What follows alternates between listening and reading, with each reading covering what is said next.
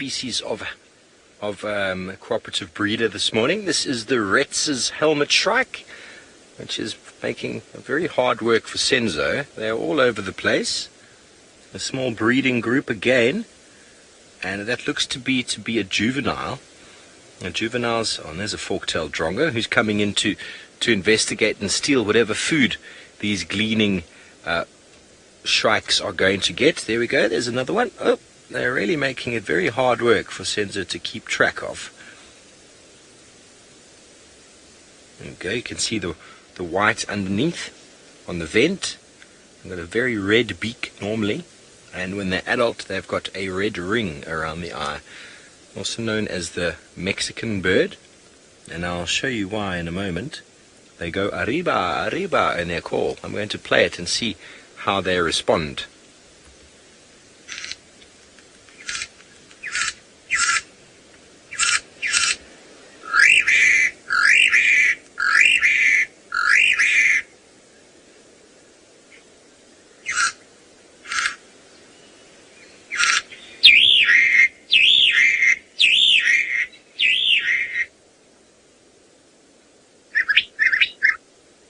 Not very interested in coming and investigating.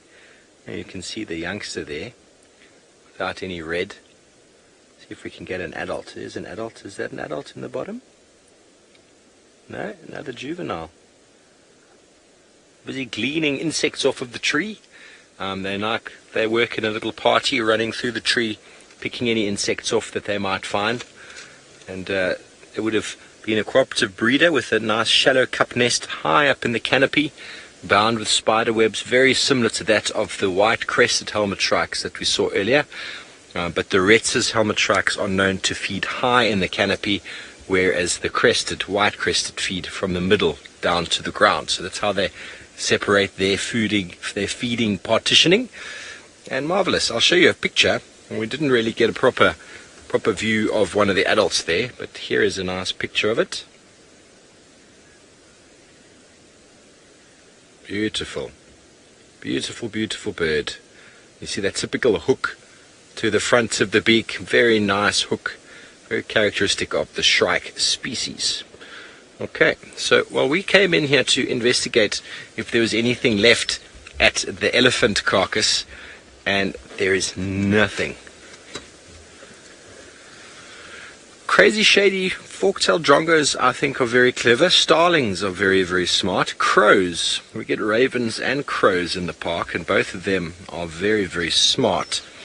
So I'm guessing it's going to be between the starlings, the fork-tailed drongo, and the crows. I can't tell you which one exactly. But we are here at the elephant carcass, and it's possible that there's quite a few insects that are coming out of all of the decomposing stuff on the ground there, because there's a number of birds hanging around in the trees up and down here. And they're all insect eaters, so all different types of flies and beetles and whatever that might have hatched and grown out of the contents, the stomach contents that were left on the ground. And you could see all of that sort of flattened earth from the blood and the vulture feces, and obviously the numerous numbers of hyena that have come through. And all that remains is the largest of the bones, and I don't see any skin.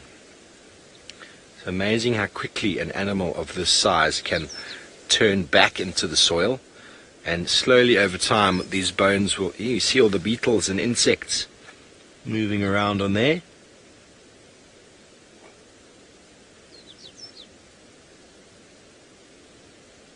All sorts of fly larvae and beetle larvae would have been impregnated into the bones and into the meat and the rotten stuff. And thankfully, the smell has deteriorated quite some amount. Last few times we were just in the vicinity, and it was not an ideal situation to come into. And amazing how 2 weeks later, this is what remains. Or what has it been? Almost 3 weeks now. This is all that remains of that beautiful elephant, who, those of you who did not view the show, apparently was injured by a large elephant bull in a confrontation. And he ended up moving to this area and dying. Natural death induced by another elephant does happen. We provided food for hyenas and huge amounts of insects and things that came out, and the vultures had a field day. So seems like James is being very romantic. Let's go over to him and some flowers.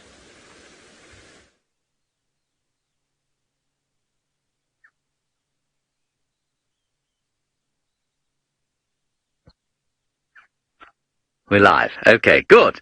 Here's a flower.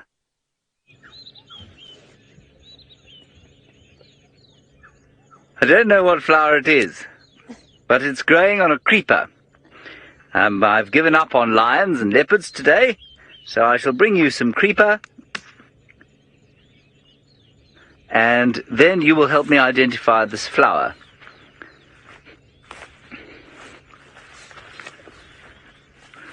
It's been an extremely frustrating morning.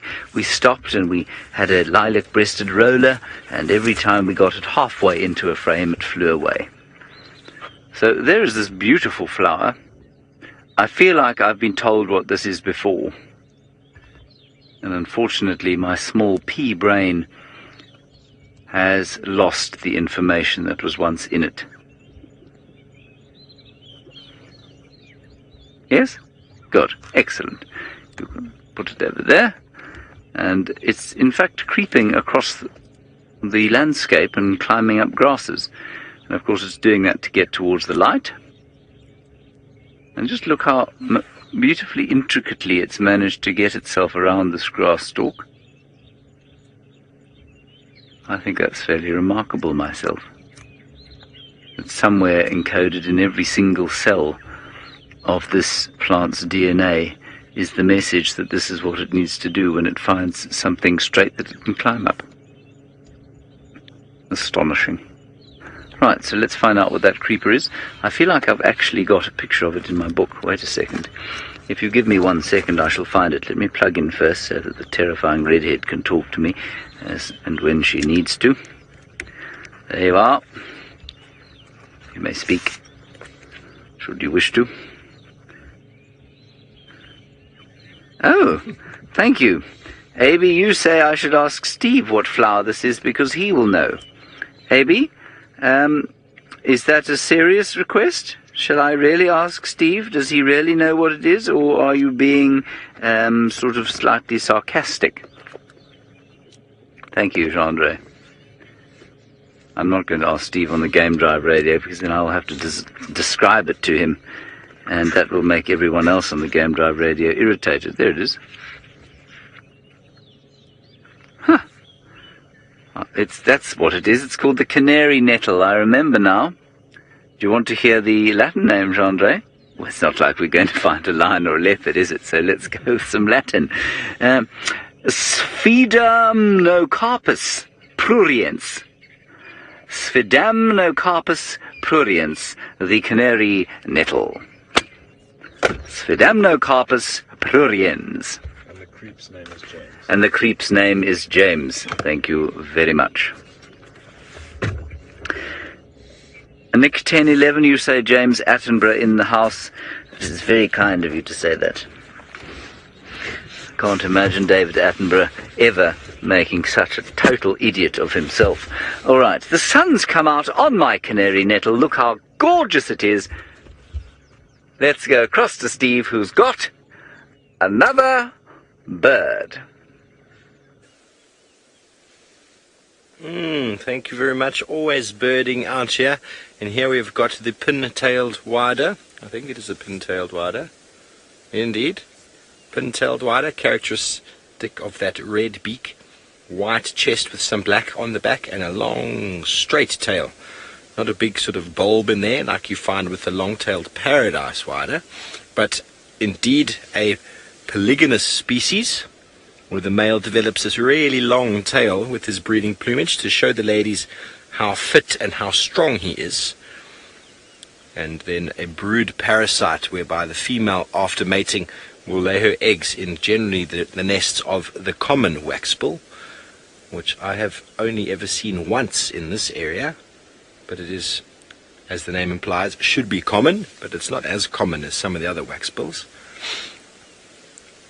Oh, excuse me. Excuse me in advance there.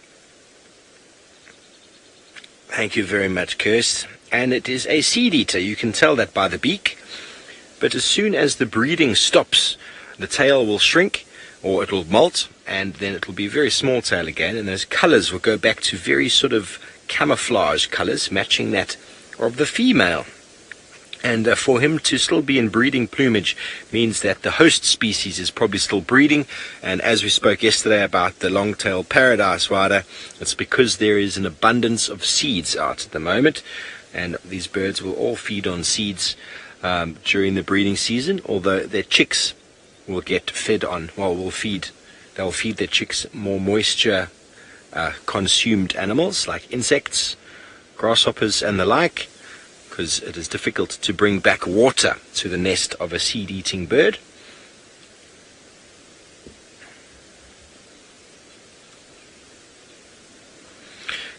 Carol, the need for the long tail is actually one of a handicap. There is a hypothesis out there, they call it the handicap hypothesis, and essentially the male with the longest tail, if he is still alive, he's got a greatest handicap. If he's still alive, then his genetics are very strong and the females will choose him. So it probably started off as a small tail and eventually it got more and more selective, and the females are very, very selective. They did a study in Malawi with widow birds that you find there, and they basically took one bird, which was the control bird. They left its tail as a normal tail. Then they took a second bird, they cut its tail off and stuck it on the tail of a third bird, and then they counted the nests that each of these, or the females that each of these males covered, and the male with the extra long super glued on tail had all the ladies. The guy with the very short tail was completely ignored, and the guy with the normal sized tail had an average sort of amounts of females that he covered, whereas the extra long tail was the outright champion. Whether he survived the breeding season is debatable, but it just goes to show that size does matter in the animal kingdom. But it is quite obvious when they fly, it shows off, the females can see it, and they go, ooh, I want his genetics because he's such a marvelous specimen. So that's essentially how it works. And you could take 5 or 6 or maybe 20 of these males, put them next to each other and compare them. You would not be able to get a difference in their comparison, but yet studies have gone on and on and on, and they'll find that the same male will be selected time and time again. A lot of these birds come into sort of a lek style situation where they all come in and display, and you'll see females will come in and pick the same male, they go off their male, he'll come back, do the same thing again, and female after female after female will choose the same male. So they are looking for something very, very detailed that we can't perceive, and that is what's led to such diversity or such sort of elaborate displays, web nest building, songs. It's all because of very, very picky females. So that's why James is collecting flowers, trying to impress someone with the flowers. Anna Marie, the magpie shrike remains, that tail remains. Purpose is hard to say why they have it, but the males take long the females, and I think it might makes it a bit tricky, but they're both similar, and they're in a breeding group.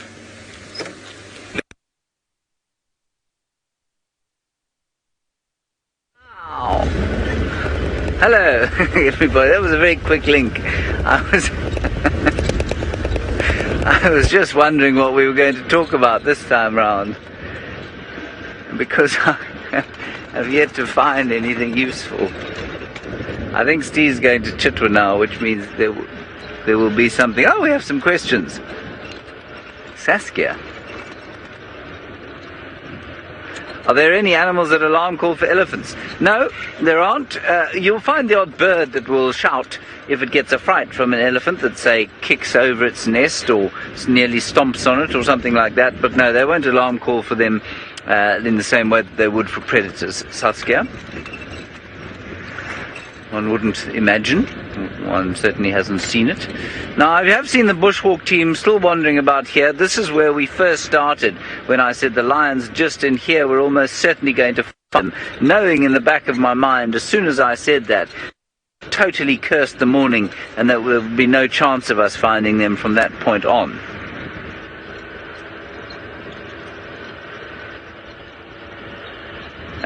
Kirsten, please will you tell Stevovo that Herbert's radio is out of battery. He's trying to get hold of him on the Game Drive channel, which is of course a waste of time. She told him. Well done. Good job.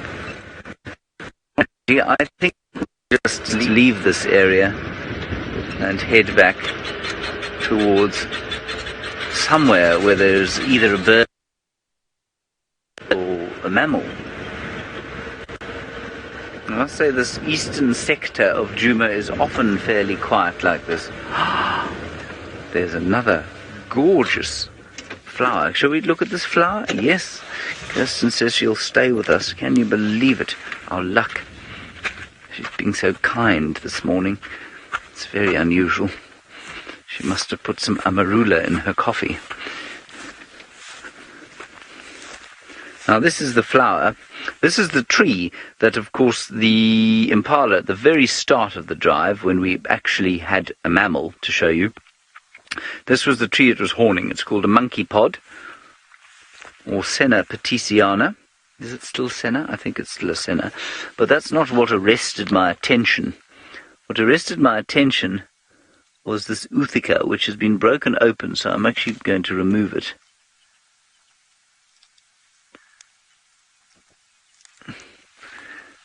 Oh, man. It is from this Uthika that a praying mantis emerged. Oh, this isn't an Uthika, you know, this is an egg case. That's interesting. An Uthika is a praying mantis egg case, of course. I was thinking it was a chrysalis, but a praying mantis doesn't go through a chrysalis stage. But what's interesting is that this Uthika has been raided by something, which means that the eggs are not going to hatch, but there are a lot of them left in here. I think this is going to be quite delicate, Jondry. Let me put it on the dashboard.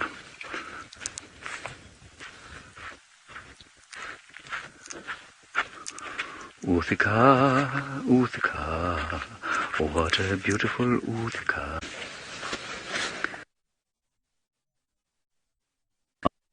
Oh, disgusting. Alright, so there are the eggs of the praying mantis. Now you can imagine how minute a newly hatched praying mantis must be. Very is the answer. I'm just putting my hand there for a bit of comparison. Thank you, Gendre. Can you just try and avoid my talons? There we go. And they're sort of long and thin. Was she speaking? Yes. What did she say? She loves your nails. Oh. Thank you. My nails are not there purely for decorative purposes, everybody. I do use them on a daily basis to strum my strings. So that is the praying mantis Uthika. I wish I could tell you which mantis it was, but I cannot. But I suspect one of the smaller ones. You do get very tiny, tiny mantises. I guess the smallest ones I've seen are about that big. And I suspect a little Uthika like that has probably been laid or constructed, and then with small eggies in it. Oh, Gendre, go away. You really are a foul human being. Gendre thinks he's very funny this Sunday. Anyway, let's carry on. I'm going to have to wear one glove now whenever I work with Gendre.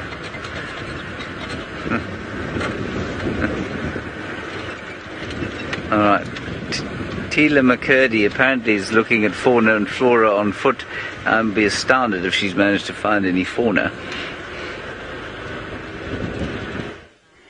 No, sadly not, except for all the birds that are alarming behind us where we've just come from.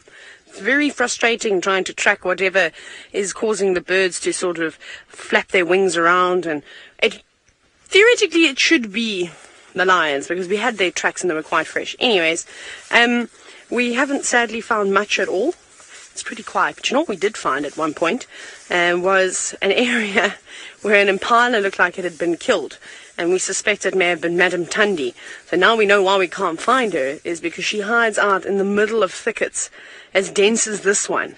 And you could drive right past her as she's all cuddled up and hidden away. There's a coffee longhorn. Come, Jimmy. Land. Land. No, I'm waiting for it. I know it's going to land, so I was just keeping my eye on it. It's landed in the silver cluster leaf. You guys all should remember the orange coffee longhorn. Where did it go, though? It's up here. I wonder if I bring a branch down. That one, eh? Okay, I'm going to bring... Can you? You're going to watch, Ferg? Oh, I can see it, actually, if you come here. Don't fly. It's so pretty. It's bright orange. If you come into this gap, I'll move out of your way. And if you look up through those gaps... Can I have my foot back? Yeah. It's so small. There it is. Don't you dare. Come back here. There's its backside. It's being very kind, as you can see. It's such a pretty thing. Bright orange with black on it. So, must have some sort of a chemical defense unless it's mimicking somebody. Let me see. Okay. I'm going. We're trying to entice the insect to do what? Gone. Didn't like me.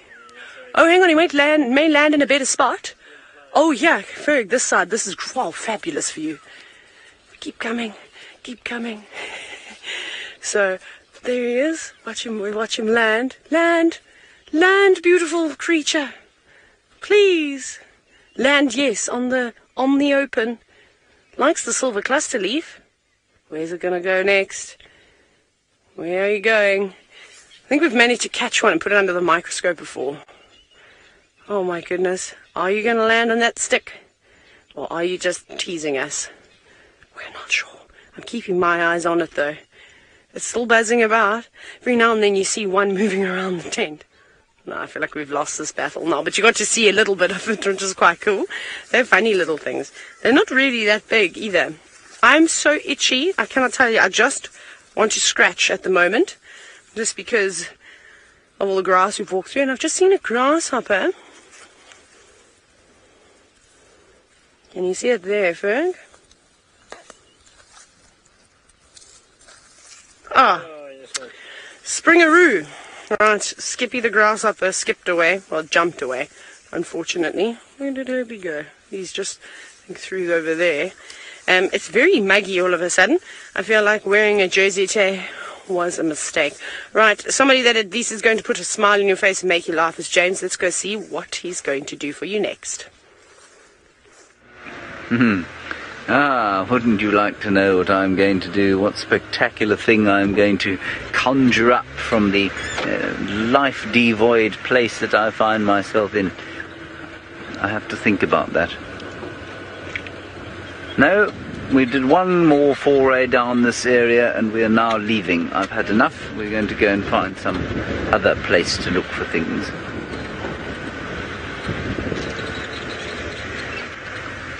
No more luck, I'm afraid.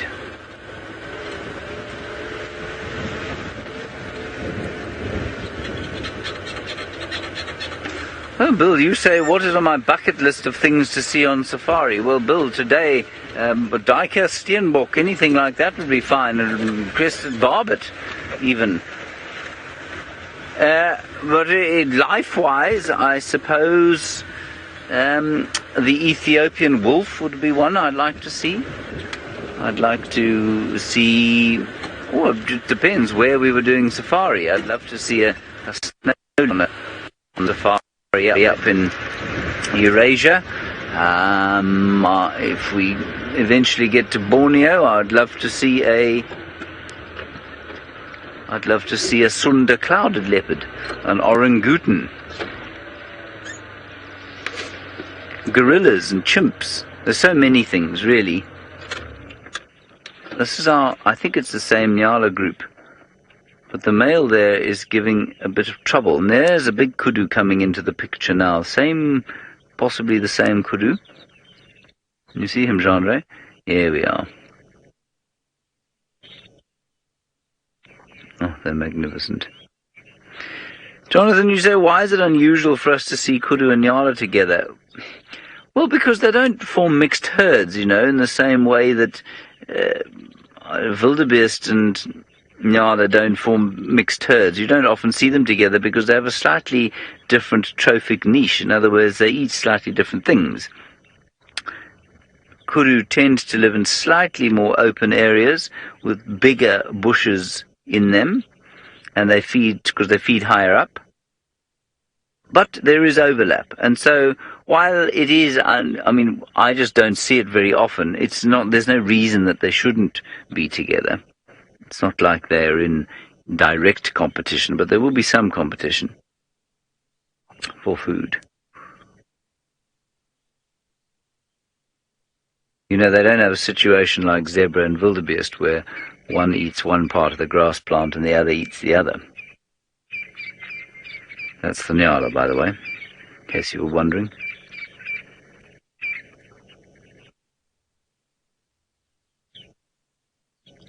You can just hear how things have got a bit more noisy, and that's suddenly as the sun's come out and everything's warmed up slightly, so things have got just a bit more noisy out here. A couple of crested barbets calling, a few more francolins actually making a genuine territorial call. This is where I was walking yesterday evening with Herbert and Senzor, looking for Tundi's tracks, and we found the tracks. Did we find the leopard? Oh no. No, we didn't.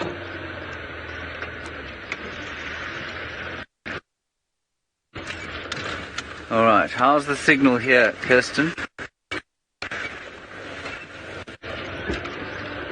We may have to stop it. Maintain, or just quickly go through the... Stevie is back on his car, so let's go across to him.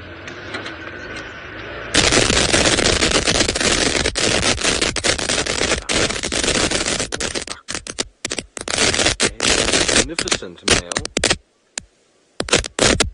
Senzo's asking him where are his legs. And he doesn't know.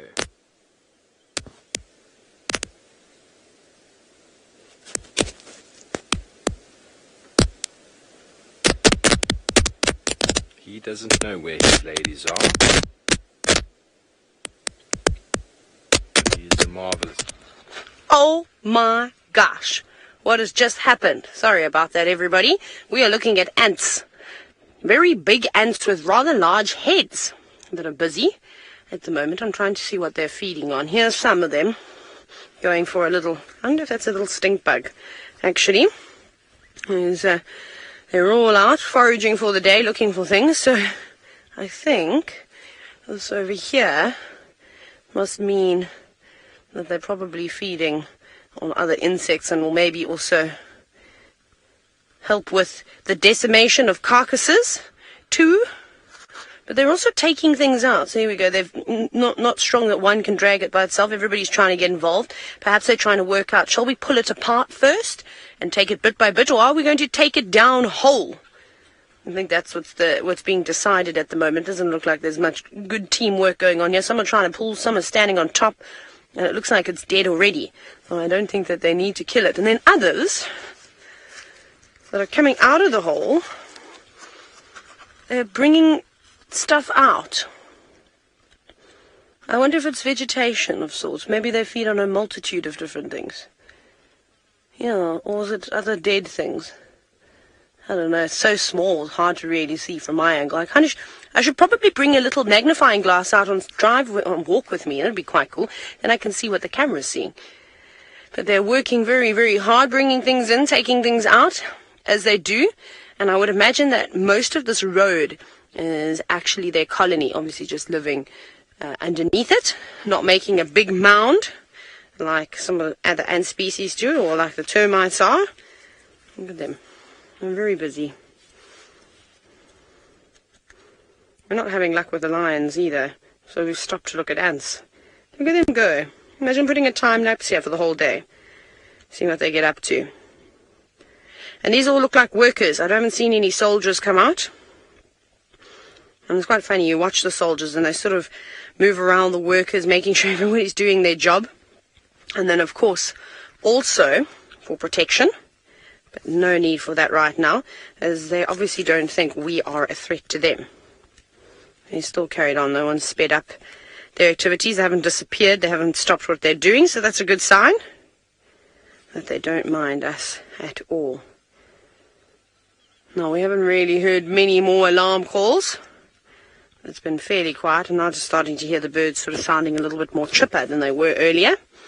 So perhaps the threat has moved out of the area.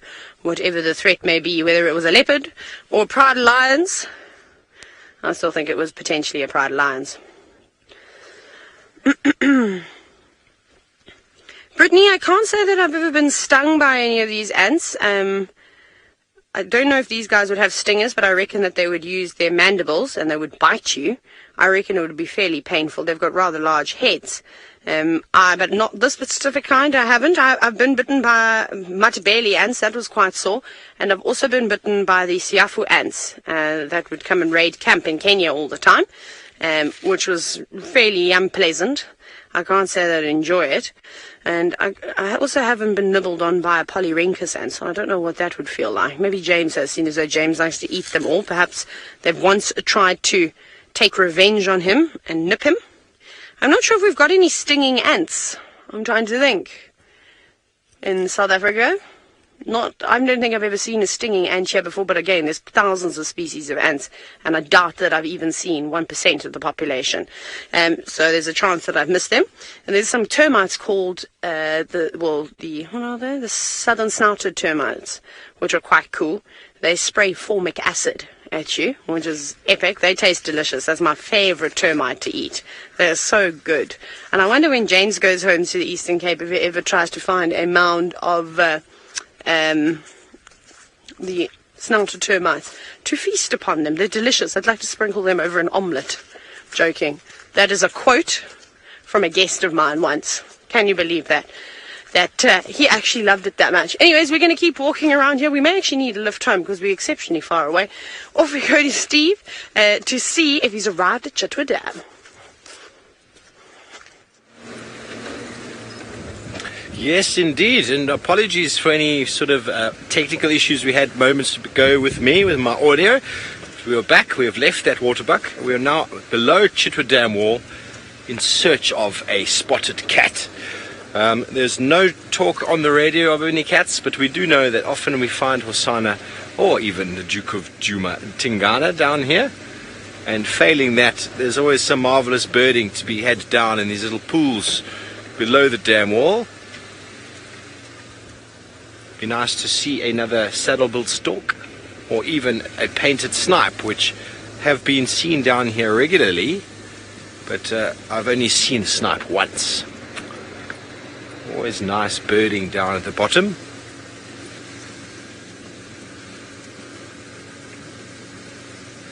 Daniel, the smallest bird in this area, I would say, is the grey penduline tit. Oh, there goes a green-backed heron. Sorry about that, sir. You're going to stop in the tree.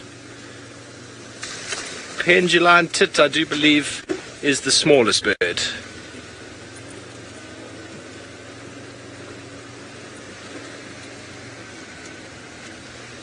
They get up to about 7 or 8 grams, so that's very small. Very small.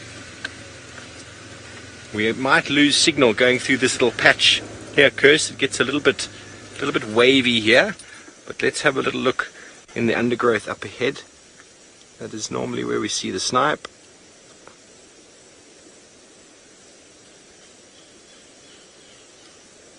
Okay, well, while we navigate this little swamp, let's go over to James Hendry, who is himself busy driving.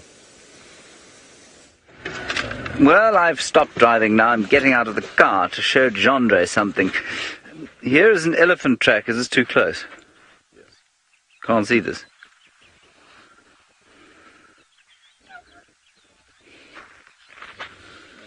It's all right. An elephant track here. He's going up the way, and of course we can tell that from the fact that the flat back end of the track here which is more worn than the rest of the foot, has not got any of the sort of, what would we call them, creases and wrinkles that you can see over here. Big elephant bull going up the way, looks quite fresh, hopefully we'll find. Let's go.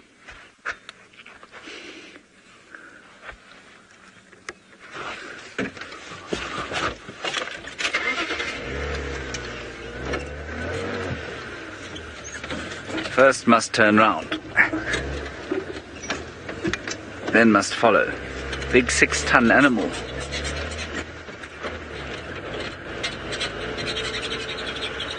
He's gone off that way, I think. Kirsten says she's feeling a sense of jeopardy and anticipation. Well, that is excellent. That's what we're trying to achieve here. I think he went off this way. Brittany, you want to know if we've ever seen rhinos in the reserve? Yes, they do occur here. In fact, I saw 2 yesterday evening. In fact, there's some tracks on the road, some right now. And so they do occur here. We don't show them. It's one of our policies that we don't show them Djuma. It's kind of a policy that's been in place for a long time because of the poaching scourge that occurred in the area, which seems to have died down somewhat, so I'm not sure. Maybe sometime soon we'll show them again. There are not a lot of them around this part of the Sabi sands. Now, I would have thought that this elephant was heading towards this pan. He'd have had a drinky or a wallow. These tracks have not been back out onto the road. It's amazing how easy a 6-ton animal finds it to hide when the bush is as thick as it is here.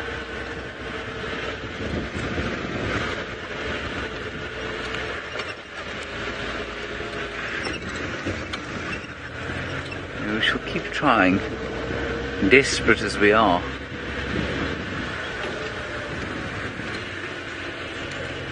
Ah, Nadine, you want to know if that squeaky noise, the oh, AB, not Nadine, AB. You want to know if that's the car or a bird? It is the car, not a bird. I think a bush has gone in the bottom of the car there somewhere. Little raptor gendry, little sparrowhawk.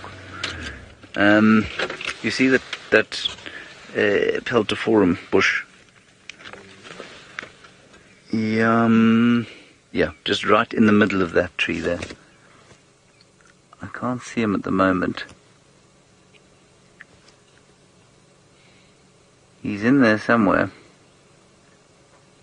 There he is. Okay. There you got him. Just go left a bit, Jondry. Yeah, there he is. He's moving there. He's in the center of your picture now. That's him. Up a bit. Can you see him? There. Wonderful. Wonderful. All right. That was superb. Really, just world class. Okay, that's that was a little sparrowhawk, and I dare anybody to tell me it wasn't on the basis of the view that they got. That's him there. He's not a very big fellow. Only 23 centimeters tall, which is about my height. Thank you, Gendry. Yes, 23 centimeters, also about 8 inches.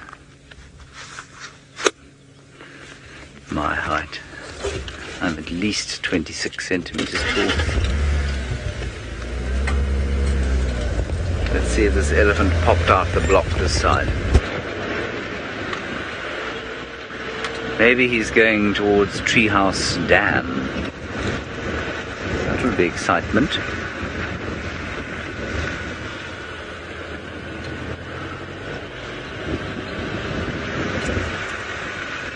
Alright, let's go back to Taylor now, who I believe must have walked every inch of the block where those lions are.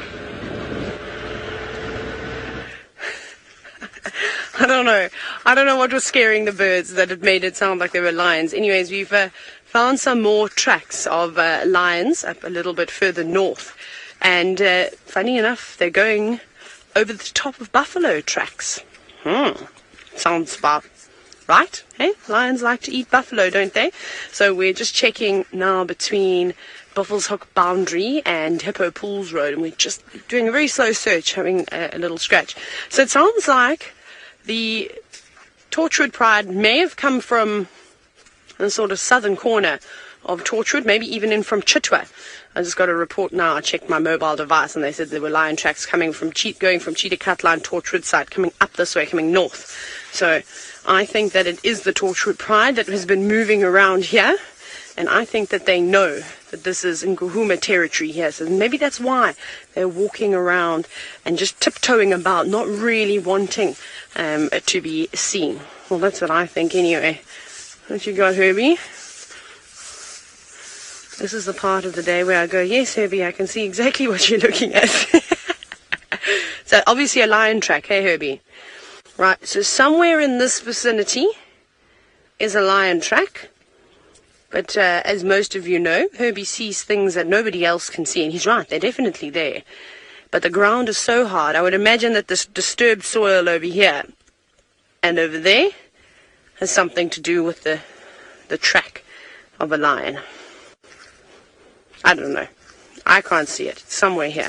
So they're moving through this thicket. And this is kind of getting into the area where I had the Nkuhumas on a buffalo kill. Not so long ago, a few weeks back. Right, off you go to Steve, who's on a Sunday morning bumble.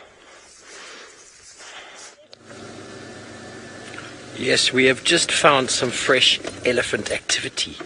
Let me just have a quick jump out and have a look. You can see the dung in the road. Quite, well, relatively small, not huge in comparison. So, and then the typical damage made by elephants as they feed. And here is the typical cork. It's still wet, folks, so that's still wet on my hand there.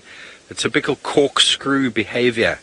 Elephant will take this branch and put it in its mouth and actually spiral it through like a corkscrew. You can actually see it normally quite clearly when you look on the wood and see where the damage has been done by the teeth.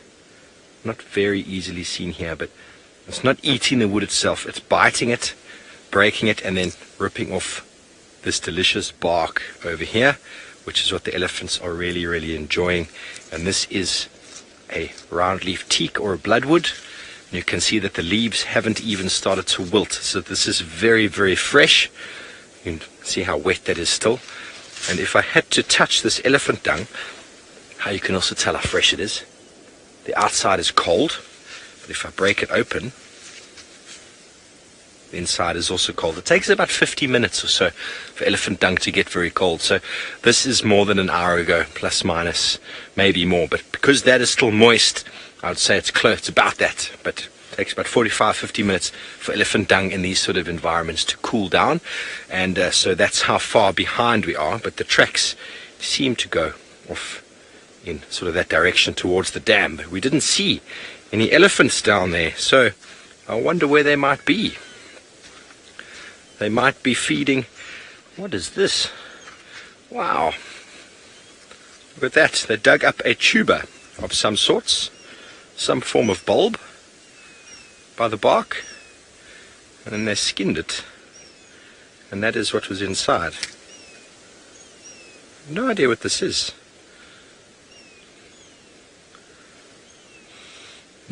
Smells very nice. Must have tasted quite nice as well. The elephants managed to break that open. Hey? Can I taste it? Oh. Paper thorn.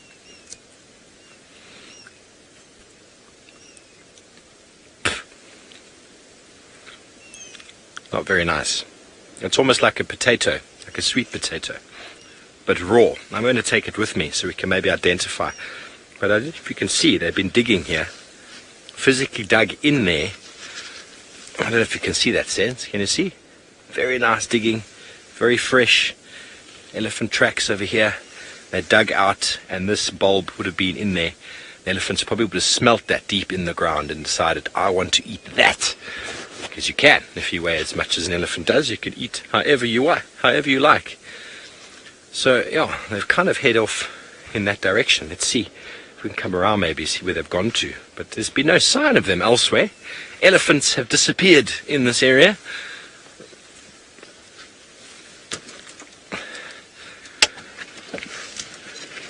Laura, not many other animals will feed on the branches the elephants leave down. But in saying that, when elephants push over a tall tree, they make that accessible to smaller animals like Stenbok and Duiker, even Impala.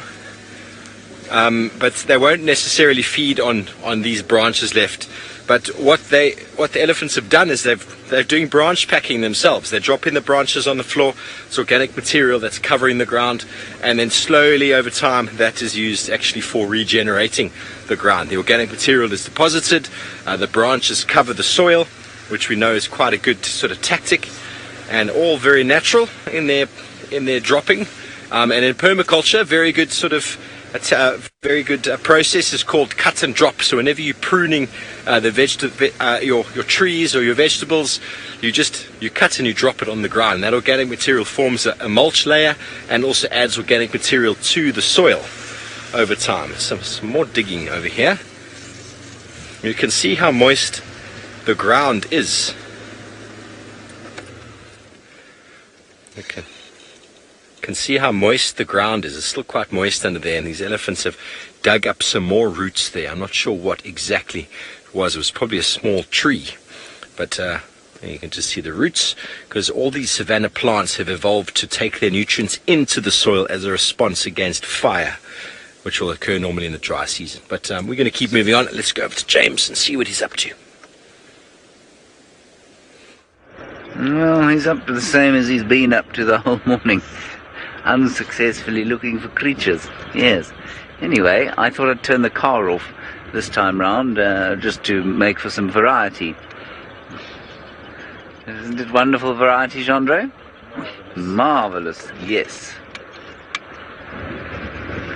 I was hoping maybe I would frighten fewer creatures if I turned the engine off. But no, doesn't seem to be the case. Paulie, you want to know about rabies or rabies and whether it is common amongst the large predators here? No, it's not common, and most animals would die of it very quickly. Hyenas seem to be immune, and so they could be carriers. Mongoose, also immune, often carriers as well, and of course bats. But they do have outbreaks from time to time amongst the domestic animals outside the reserve, and they then start wandering, and they come into the reserves and either get eaten by lions or leopards, and that can cause a real problem. But it is not particularly common out here. There was an incident, I'm sure many of you will remember, of course, a few years ago, where a young male leopard caught a domestic dog. It was initially mistaken for a Stenbok. It wasn't a Stenbok, it was a dog. And the dog escaped eventually, because they chased the leopard out of the tree. And the dog escaped. It was playing dead in the tree, and when the leopard was chased out, it got up and ran off. And they shot the dog, which must happen when domestic stock comes onto the reserve. Did an autopsy, and it had rabies. And they then put the young male leopard into quarantine for, I think it was 4 to 6 months. It was a long time, 6 months. And he was fine. Then they re-released him, and we don't know where he's gone. He's dispersed, as male leopards disperse. We don't know where he is now. So yes, it can be a problem, but it doesn't, at the moment I don't know of any huge outbreaks. And of course you hear about them very quickly, because if a human being gets rabies, they die. It is impossible to cure in human beings once symptoms start. You can have post-exposure treatment, which was very successful, but if symptoms start, you unfortunately, are on your way out in the most horrific fashion. And so, I mean, the point of my telling you that is that if there was an outbreak around here, we would know about it, because people would be equally as affected. And to go back down towards Twin Dams Road and see if that elephant isn't around. Patty, you're asking about sexually transmitted diseases. I think it's in the cats, is it? Is it? Animals in general. I don't know about all animals, but cats can get FIV, feline immunovirus, the equivalent of human immunovirus, except it's in cats. Feline AIDS, if you like. My mother's cat died of feline AIDS a little while back. She was known as AIDS Cat for a while. She was quite old at the time. But yes, cats can apparently get it. I don't think it's nearly as lethal to cats as it is to human beings. But I don't know of many others. You know, so many diseases that human beings have and get are a result of our really, well, we're not unhygienic anymore so much, but, you know, we live in such hugely concentrated groups of people that the ability, and of course medical science and the overuse of antibiotics and all that sort of thing has contributed to a great swathe of disease that just does the rounds in our societies. Whereas animals, of course, live as they've always lived out in the wild, and so they've got a much stronger immunity to the bugs that occur, and the bugs that do occur, they're generally, they don't change like the ones that do in human societies, where we have constant migration and immigration of different people, bringing in and taking out bugs. And so I think in general, animals live slightly less, or lives affected less by infection. Look, we've got Waterbuck. Can you believe it, Chandra? Wow. Very pretty. A big bull Waterbuck and his 4 ladies. See how proud he is of them, Chandra. I would be too. Very good-looking girls. Startled they remain by the presence of vehicles and humans when they see us all the time and have absolutely no experience of us being nasty to them.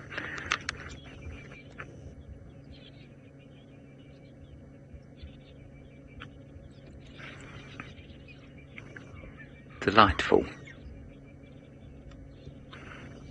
Now, I only just recently saw the massive set of horns that Taylor found, and I think they're about almost, well, not quite twice, 1.5, maybe twice the size of the ones you're looking at there, just to give you an idea. I think she mentioned them earlier today. Zeros, do you say that you love the white markings on their backsides? Certainly the most distinctive part of the common waterbuck, which is what this one is, as opposed to the Defasa variety that lives up in East Africa.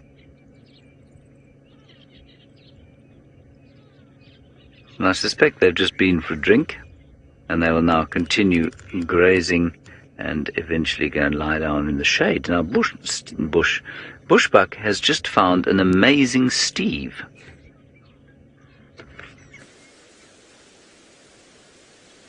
Yes, we found the smallest of the Tragelaphus species. It's a female bushbuck, easily differentiated from the female Nyala by the fact that she's got no lines on the body, only spots. See those spots on the backside there, on the rump? Very characteristic of the bushbuck, whereas the Nyala has got those white stripes down the ribs, all the way up to the shoulder.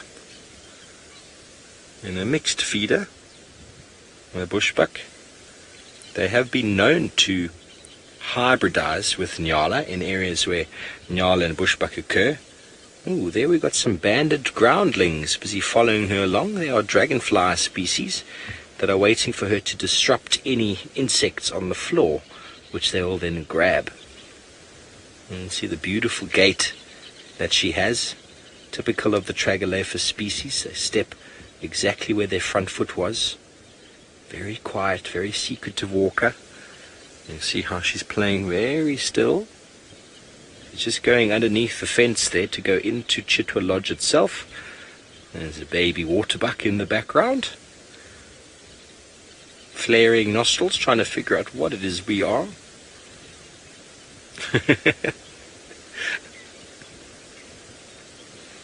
And really big ears. You don't notice the size of the ears on the adults, but on the youngsters, they're definitely got to grow into those ears. Very interested in what we are.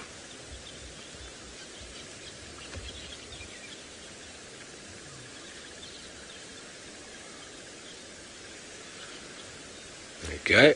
Great egret. He flew in. He's come to say hello. We see him here quite regularly. Walk around the edge of the water. Legs can be submerged. Will feed on all sorts of things, aquatic things such as frogs, fish, reptiles down by the water, even insects. Very sharp beak.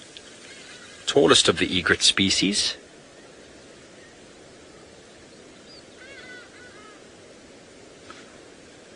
If I get my bird book out, we can actually discuss. So a lot of... Yeah, Jono, perfect landing for the egrets. They are very good flyers around the water, and he uses the wind to help them land.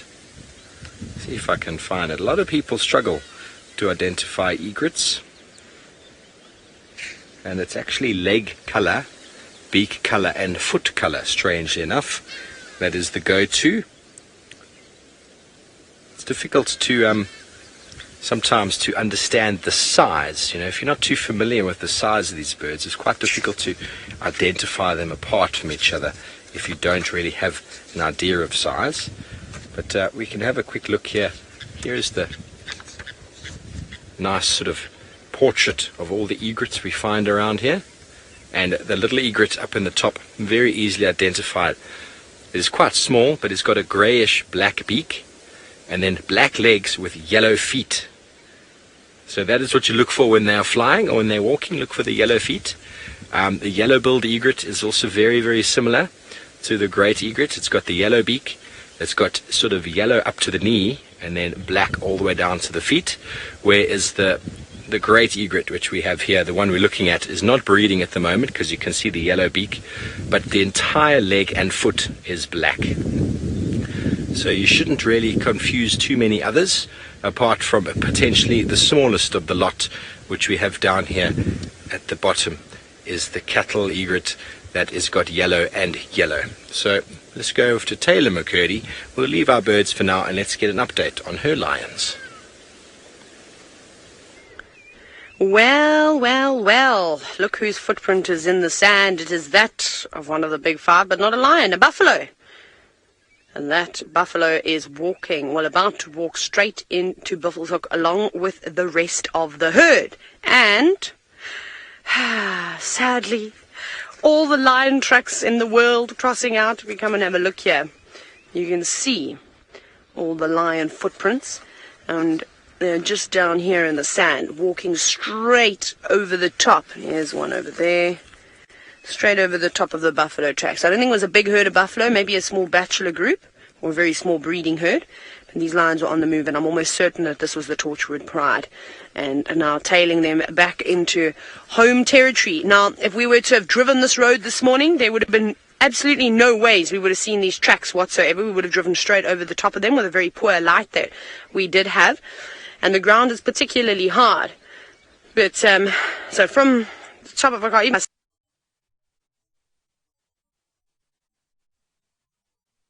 walking kept my head high, I probably would have missed them quite easily, and they followed it. One of the most amazing things we did this morning was, in fact, walking over lion and buffalo footprints, following the exact routes that they took. which is pretty cool. Seeing where the grass had sort of bent down and following their roots. That's one of the most amazing things, of course, about a bushwalk. But anyways, it's been great. I'm going to send you off to James for the last few minutes of the show. I thought that we would end where we began, both geographically and content-wise. There are some wildebeest, and they are sleeping. They are full of grass, and they are now lying in the shade, re-chewing their grass. And as I say to you very often, I'm so pleased that I don't have to eat my breakfast twice. It looks very peaceful there, don't you think? Looks like another.